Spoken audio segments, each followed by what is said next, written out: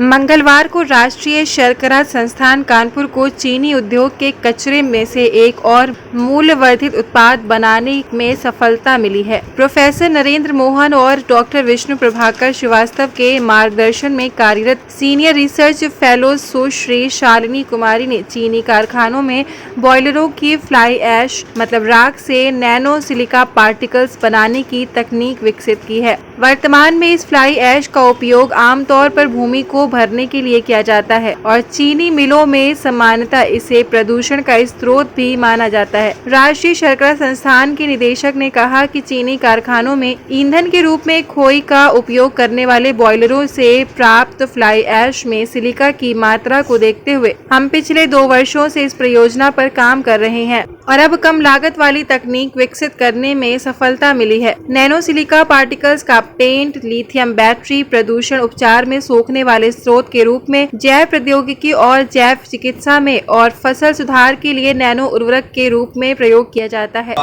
या value added item जिसको कि नैनो सिलिका पार्टिकल कहते हैं, उसमें हम परिवर्तित कर सकते हैं। उसको ध्यान में रखते हुए हमने 2 साल पहले करीब इस काम को चालू करा था, जबकि हम लोगों ने कुछ राख के सैंपल एनालाइज किए कि आखिरकार इसमें कितनी सिलिका है, कितना सिलिका का परसेंटेज है, कहाँ क्या क्या काम हुआ है, क्या बाजार में इसकी वास्तव में मांग है कि नहीं है,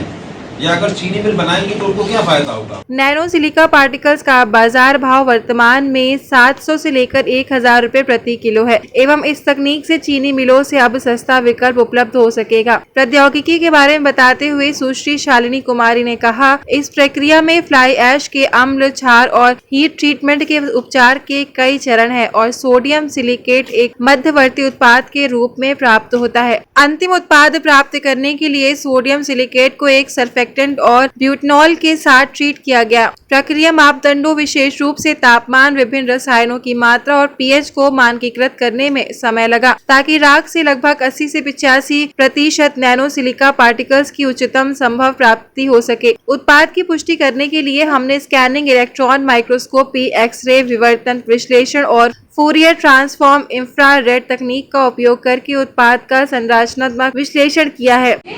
एज अ वेस्ट कंसिडर कर लेते हैं, बट ये है कि जो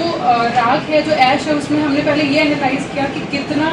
परसेंटेज सिलिका एलिमेंट उसमें प्रेजेंट है, उसका कॉम्पोजिशन क्या क्या है और उससे हम और क्या कर सकते हैं। तो बेसिकली पहले सिलिका कितना परसेंटेज उसमें अभी लिए काफ़ी लिटरेचर सर्वे किया और उसके बाद फिर पता चला कि उससे सिलिका जो कंटेंट प्रेजेंट है उससे हम सिलिका नैनो पार्टिकल्स का फॉर्मेशन कर सकते हैं, जो कि मैं समझती हूँ कि जिसको हम वेस्ट प्रोडक्ट मान रहे हैं, अगर उससे हमें आज की टेक्नोलॉजी, जो नैनो टेक्नोलॉजी बहुत चलन में है, उसका कोई प्रोडक्ट बन जाए तो हमारे लिए काफ़ी फायदा रहेगा इसका। डॉक्टर विष्णु प्रभाकर श्रीवास्तव ने कहा कि ईंधन के रूप में उपयोग की जाने वाली खोई की मात्रा को देखते हुए चीनी मिलियन से प्राप्त ऐसी राख की मात्रा 1.0 से लेकर 1.5 मिलियन मीट्रिक टन प्रति वर्ष हो सकती है। इसलिए इस राख से नैनो सिलिका पार्टिकल्स के उत्पादन की क्षमता 0.2 से 0.3 मिलियन मीट्रिक टन प्रति वर्ष की सीमा तक हो सकती है। हम विकसित प्रौद्योगिकी के लिए एक पेटेंट दाखिल करने की प्रक्रिया में है और गोवा में 28-29 जुलाई 2022 को आयोजित होने वाली भारतीय चीनी प्रौद्योगिकी विद्युत संघ में आगामी वार्षिक सम्मेलन के दौरान प्रौद्योगिकी की एक रूपरेखा चीनी उद्योग के समक्ष भी प्रस्तुत करेंगे। ये प्रयास रहा है कि चीनी मिल केवल एक चीनी उत्पाद के लिए न जानी जाए, बल्कि जो चीनी मिल के सह उत्पाद हैं और चीनी मिल से जो वेस्ट निकलता है उससे हम वैल्यू एडेड प्रोडक्ट बना सकें, जिससे कि चीनी मिलों की आय बढ़ सके। और उसी कड़ी में पहले हमने जो बगास निकलती है, मोलासेस निकलता है, फिल्टर केक निकलता है, उससे तमाम जो है मूल्यवर्धित उत्पाद बनाए और जो कि हमने देशवासियों के समक्ष चीनी मिलों के सामने रखे, जिससे कि चीनी के अतिरिक्त और स्रोतों से भी चीनी मिलों की आय हो सके। इसी कड़ी में हमने अब एक देखा कि जो चीनी मिलों में जो राख निकलती है, बॉयलर से राख निकलती है, यानी कि हमारा प्रयास था वेस्ट टू वेल्थ या वेस्ट टू रिसोर्स। तो हमारी जो चीनी मिलें होती हैं उसमें हम गन्ने की जो खोई होती है या बगास होती है उसको जलाते हैं बॉयलर्स में और स्टीम उत्पन्न करते हैं। जब हम बगास को जलाते हैं उससे राख मिलती है, और राख जो है वो चीनी मिलों के लिए एक बहुत बड़ी समस्या थी कि जो वहाँ पे जो फ्लाई ऐश मिलती है उस फ्लाई ऐश की डिस्पोजल की, निस्तारण की एक समस्या रहती थी, पोल्यूशन की समस्या रहती थी और अधिकतम इसका उपयोग जो होता था वो लैंडफिल को या गड्ढों को भरने के लिए किया जाता था।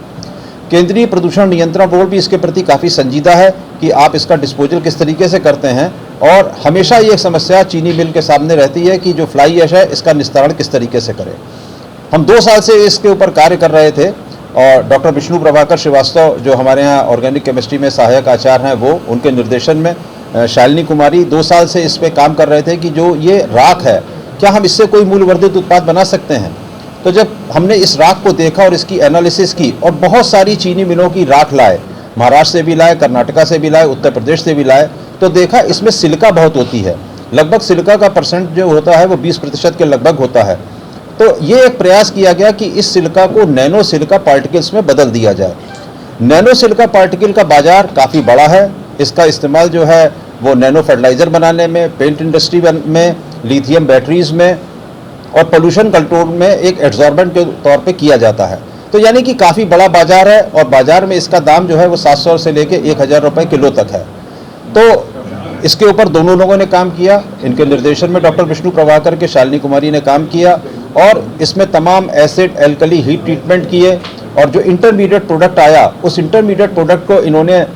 एक सर्फेक्टेंट और ब्यूटेनॉल के उपयोग से इन्होंने नैनो सिलिका पार्टिकल में कन्वर्ट कर दिया। अब ये नैनो सिलिका पार्टिकल है कि नहीं है, इसका कैरेक्टराइजेशन बहुत जो था वो इम्पोर्टेंट था, बहुत महत्वपूर्ण था। तो हमने खुद भी उसकी एनालिसिस की और IIT दिल्ली का भी उसमें सहयोग लिया, तो जिसमें कि हमने SEM और FTIR और RFD इस तरीके की तमाम तरीके की एनालिसिस उसकी करा के ये पुष्टि की